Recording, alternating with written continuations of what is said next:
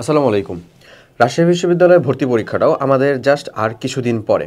এখন বেশ কয়েকটা ভার্সিটির ভর্তি পরীক্ষা হয়ে গেছে। ঠিক এই সময়ে এই যে রাজশাহী বিশ্ববিদ্যালয়ে ভর্তি পরীক্ষার জন্য প্রিপারেশনের জন্য যতটুকু সময় আছে, ঠিক সেই সময়টুকুর জন্য কোন কোন কাজগুলা, বিশেষ করে তার ভিতরে মাত্র 5টা কাজ নিয়ে আমরা কথা বলবো, যে 5টা কাজ তোমাকে সবার থেকে অনেক বেশি এগিয়ে রাখবে। এই 5টা কাজ আমি নিজে করছিলাম, রাবি পরীক্ষা দিয়েছিলাম, ক্র্যাক করছিলাম। ইনশাল্লাহ তুমি করো ফলো, তুমিও ক্র্যাক করতে পারবা। তো চলে আসো আমরা সেটা নিয়ে কথা বলি। ফার্স্টেই আমার যে প্রথম কাজটা করতে হবে সেটা হচ্ছে রাবির একটা স্পেসিফিক কোশ্চিন প্যাটার্ন আছে ভাই, সেটাকে ধরতে হবে। ধরে তারপরে হচ্ছে পড়াশোনাটা শুরু করো, তার আগে না।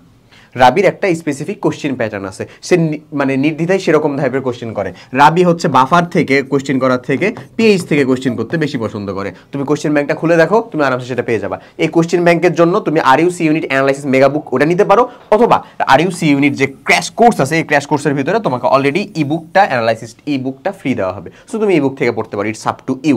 এছাড়াও তোমার কাছে যদি অন্য কোনো সোর্স থেকে থাকে রাবির কোশ্চেন ব্যাংকের জন্য, তুমি সেটার উপরে যেতে পারো। এটা তোমার উপরে ইচ্ছা। বাট তুমি পড়া শুরু করার আগে আমি তোমাকে বলবো, তোমার কাছে যেন অবভিয়াসলি এরকম একটা ওয়েল সর্টেড কন্টেন্টের সোর্স থাকে তোমার কাছে। ওকে, এরপরে তুমি ওটা নিয়ে ওটা পড়া শুরু করবা।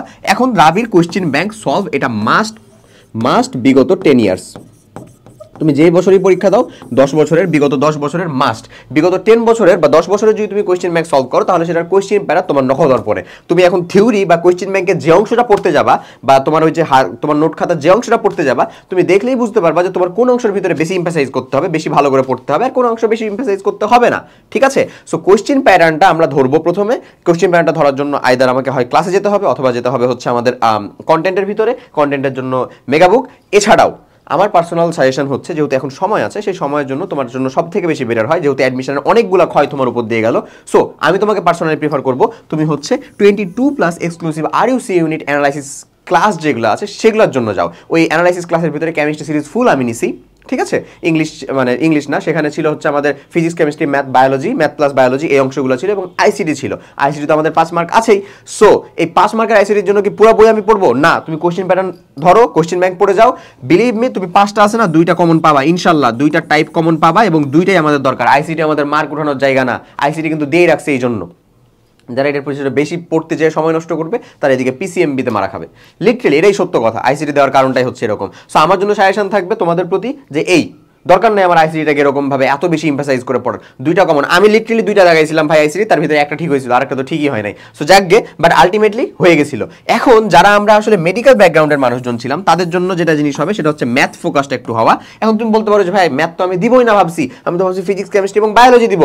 No problem, no problem brother. এখানে যে ফিজিক্স আছে, এখানে যে কেমিস্ট্রি আছে, সেগুলোতে ম্যাথ নাই, ওই ম্যাথ ফোকাসড হওয়ার কথা বলতেছি। যারা আমরা মেডিকেল ওরিয়েন্টেশনে হয়েছিলাম, মেডিকেল ওরিয়েন্টেড পড়ে আসছি, তাদের জন্য একটা ভালো ব্যাকআপ হচ্ছে আরইউ, কজ আরইউ এর ভিতরেও থিওরিটিক্যাল কোশ্চেনের পরিমাণই বেশি হবে। সো যদি তাই হয়, তাহলে অন্যান্য যে 5টা বা 7টা যে ম্যাথমেটিক্যাল কোশ্চেন আসবে ফিজিক্স বা কেমিস্ট্রি থেকে, সেটা করে নিতে পারলে আমি অন্যান্যদের থেকে অনেক বেশি আগায় যাব, কজ থিওরি তো আমার দখলে, থিওরি তো আমার নখদর্পণে। এবং যারা আমরা ইঞ্জিনিয়ারিং অ্যাসপিরেন্ট মানুষজন ছিলাম, তাদের জন্য বলবো হচ্ছে হ্যান্ড ক্যালকুলেশনে একটু গুরুত্ব দে ভাই। এখানে ডিরেক্ট এরকম পিএইচ যদি হয় হচ্ছে 10, তাহলে তুমি বলো হচ্ছে এখানে আমার হাইড্রোক্সি আয়নের ঘনমাত্রা কত হবে, এরকম ভাবে কোশ্চেন করে। এটা তোমার -14 মানে সরি -4, এগুলো দেখেই বলা যায়, এটা ঠিক আছে, এগুলো দেখেই বলা যায়। বাট তারপরেও তোমাকে আরো বেশি গুরুত্ব দিতে হবে হচ্ছে হ্যান্ড ক্যালকুলেশনের প্রতি, কারণ এত সহজ সহজ হ্যান্ড ক্যালকুলেশন থাকবে এমনও না, কিছুটা তো ঠিকই থাকবেই। ক্লিয়ার? ওকে, এরপরে চলে আসো থিওরি রিভিশনটা আমরা যতটা না করবো, তার থেকে কোশ্চেন প্র্যাকটিসটাকে বেশি করবো। এখন কোশ্চেন প্র্যাকটিসটা কিভাবে করতে পারি? কোশ্চেন প্র্যাকটিসের জন্য তোমার যেটা দরকার, আরইউসি ইউনিট স্ট্যান্ডার্ড এক্সাম, এটাও এই জাস্ট এই অংশের সাথেই তোমার সাথে যুক্ত আছে। এছাড়াও তুমি যদি অন্য কোথাও থেকে এক্সাম দেওয়ার মতন সুযোগ পাও, তুমি সেখানেও দিতে পারো, ইটস আপ টু ইউ, এটা তোমার উপরে ইচ্ছা। বাট তোমাকে আমি বলবো এই কোশ্চেন প্র্যাকটিসটা বেশি করা থিওরি রিভিশনের থেকে। ওকে, সো কোশ্চেন প্র্যাকটিসটা করলে খুব সহজেই তুমি তোমার কোশ্চেনের ওভারঅল ধারণা পেয়ে যাবা যে আচ্ছা আরইউসি ইউনিটে বোধহয় এই টাইপের কোশ্চেনটা বেশি আসে, এরকমভাবে এত সময়ের ভিতরে আমাকে কোশ্চেনগুলো করতে হবে। এবং এখানে কিন্তু অন্যান্য ভর্তি পরীক্ষার মতো না, এখানে আমাদের 80টা কোশ্চেন 100 মার্ক, অর্থাৎ প্রত্যেকটা কোশ্চেনে 1.25 মার্ক করে থাকে। এগুলো যাবতীয় জিনিসপত্র তো আমরা জানি, আশা করি বাকিটুক মানে কোশ্চেন মানে ওই সার্কুলার দেখে আমরা বুঝতে পারবো। ওকে, এরপরে আসো তোমাকে এখন যেহেতু তোমার জন্য সামনে একটা যেমন রমজান মাস আসতেছে, তোমার জন্য একটা প্রপার রুটিন ফলো করাটা হচ্ছে ফরজে আইন ভাই, বুঝছো? এই ফরজে আইন প্রপার রুটিন ফলো করাটার মানে কি? সাপোজ তোমার কাছে এরকম 22টা ক্লাসের অ্যাক্সেস আছে, তোমার কাছে হচ্ছে varsity question bank solve class আছে, এটা দরকার নেই আপাতত, বাট স্টিল দরকার, আমি দিয়ে রাখছি যদি তুমি বেশি পড়তে চাও। তাহলে ধরো একটা অ্যানালাইসিস মেগা বুক আছে, সো প্রত্যেক দিন তুমি টার্গেটে রাখবা হচ্ছে 2টা ক্লাস করবো, ওই 2টা ক্লাসের জন্য অ্যানালাইসিস মেগা বুক ফুল পড়ে ফেলবো। 2টা ক্লাস করবো, 2 ক্লাস অ্যানালাইসিস মেগাবুক, 2 ক্লাস অ্যানালাইসিস মেগাবুক, এরকম ভাবে 22টা ক্লাস করতে 11 দিন, মানে আনটিল রোজার 15টা দিনের ভিতরে রাজশাহী ভার্সিটির প্রস্তুতি তোমার কাছে কম্প্যাক্ট ক্লিয়ার। তারপর থেকে আর চোখ মুখ বন্ধ করে খালি কোয়েশ্চেন ব্যাংক সলভ, আর কিচ্ছু না। রাজশাহী ইউনিভার্সিটি ভর্তি পরীক্ষার ভিতরে তুমি জাস্ট চান্স পাবা ইনশাল্লাহ, তা না টপ করবা ইনশাল্লাহ, আশা করা যায়। সো তোমাদের জন্য সাজেশন এতটুকুই থাকবে। যদি এই 5টা কাজ, যে 5টা কাজের কথা আমরা বললাম, যে 5টা কাজ যদি ভালো মতন ফলো করো, তাহলে ইজিলি রাজশাহী ইউনিভার্সিটির ভর্তি পরীক্ষার ভিতরে খুব ভালো একটা আউটপুট নিয়ে আসতে পারবা। আমি বলি এই কোশ্চেন ব্যাংক সলভ, যেটাকে আমরা প্রায় 2-3 বার করে উল্লেখ করতেছি, এই জিনিসটা আমি লিটারেলি একটু কম করছিলাম, এটা আমার ছিল একটা চরম ভুল। এই একটু কম না করলে 532 না 5 নাম্বার সিরিয়ালের ভিতরে ইনশাল্লাহ থাকতে পারতাম। এটাই হচ্ছে ঘটনাটা। সো তোমাদের জন্য সাজেশন এটাই থাকবে, তোমরা দেখো, বোঝো।